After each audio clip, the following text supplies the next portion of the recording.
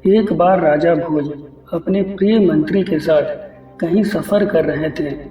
इस सफर के दौरान वे एक जंगल से गुजर रहे थे जिसके आसपास कई सारे खेत थे और एक खेत के पास एक किसान जमीन पर ही बिना कुछ बिछाए बड़े आराम से सो रहा था।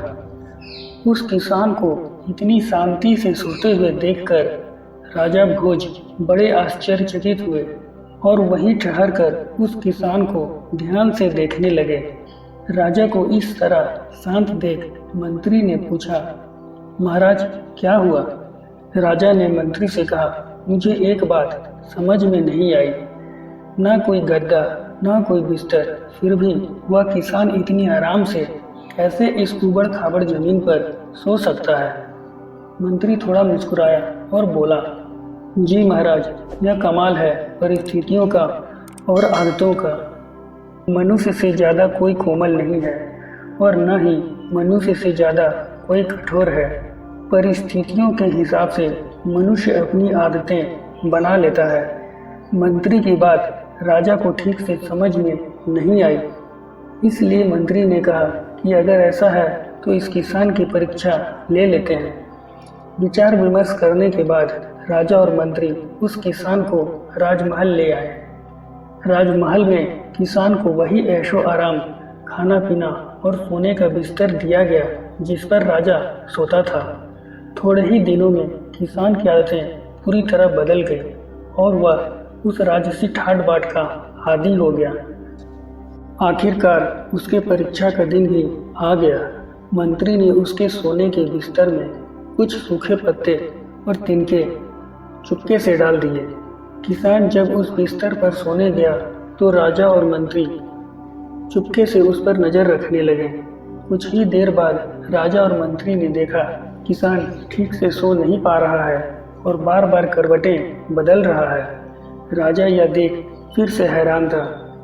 मंत्री ने राजा से कहा, देखिए महाराज, मैं यही आपको समझाना चाहता था कि जो किसान पहले मिट्टी कंकड़ पर बड़े आराम से सो जाया करता था, अब उसकी आदतें बदलने के बाद उसे सूखे पत्ते और तिनके भी सोने नहीं दे रहे हैं।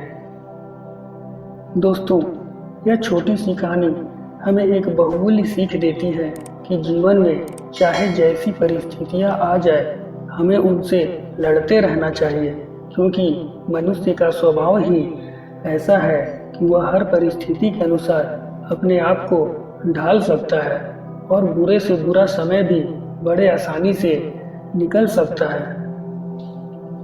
एक व्यक्ति की मृत्यु होने वाली थी।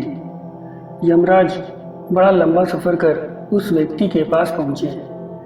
यमराज लंबे सफ़र की वजह से काफ़ी थक गए और सबसे पहले उस व्यक्ति के पास उन्होंने पीने के लिए जल मांगा, यह जानते हुए भी कि यमराज उसकी प्राण लेने आया है। उस व्यक्ति ने घर के अंदर जाकर शीतल जल लाकर यमराज को पिलाया। जल पीने से यमराज को बहुत संतोष हुआ।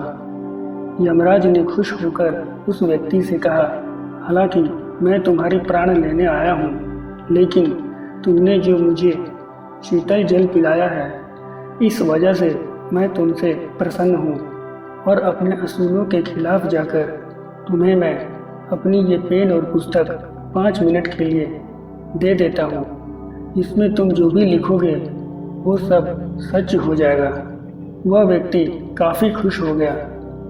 वचन के मुताबिक यमराज ने उसे पेन और पुस्तक दे दिया और 5 मिनट का समय गिनना शुरू कर दिया। आदमी ने पुस्तक को पकड़ा और उसका पहला पन्ना खोला तो उसमें उसके दोस्त का नाम लिखा हुआ था।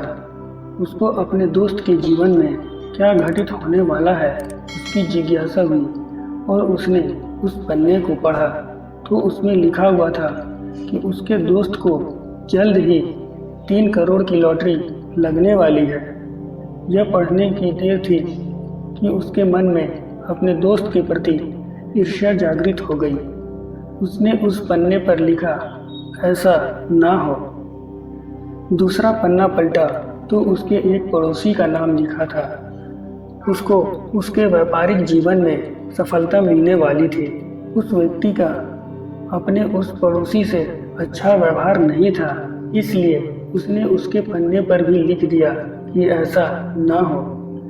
अगला पन्ना पलटने पर उसके एक रिश्तेदार का नाम आया, जिसके बारे में लिखा था कि वो 1 हफ्ते में नई कार खरीदेगा।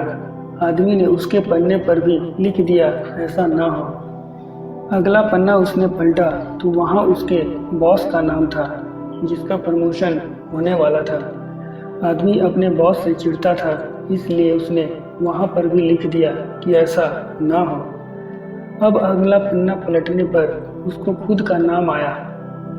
इससे पहले कि वो आदमी उसे पढ़ पाता और अपनी किस्मत बदलने के लिए कुछ लिख पाता, यमराज ने उसके हाथ से किताब और पेन छीन लिए। यमराज ने उसे कहा कि बस आपके 5 मिनट खत्म हुए। आदमी यमराज के आगे काफ़ी गिड़गिड़ाया और मन्नतें की कि यमराज उसे 1 मिनट का समय और दे दे, ताकि वो अपने नाम वाले पन्ने पर कुछ लिख पाए। पर यमराज ने उसकी एक न सुनी। यमराज ने उस व्यक्ति के प्राण हर लिए और यमलोक चले गए।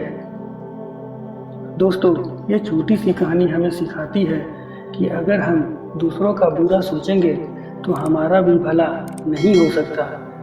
दूसरे तरक्की करे, इस बात से हमें कभी भी ईर्ष्या नहीं होनी चाहिए। हमारी सोच होनी चाहिए कि सबका भला हो और साथ में हमारा भी। आशा करते हैं आपने इस कहानी से कुछ सीखा होगा। धन्यवाद।